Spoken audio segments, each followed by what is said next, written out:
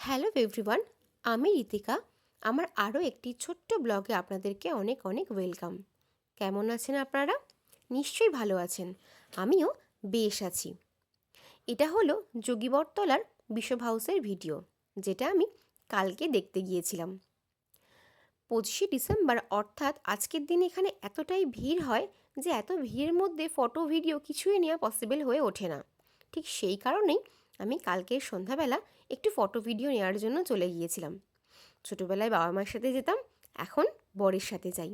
প্রতি বছর এখানে এত সুন্দর যীশুখ্রিস্টের থিম করে সাজায়, আমার তো বেশ ভালো লাগে।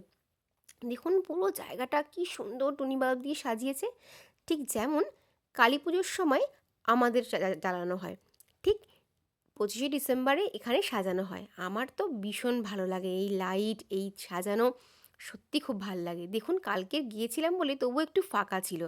ওই যে জায়গাগুলো দেখছেন, ওইখানে ফাদারদের সমাধি দেওয়া হয়েছে।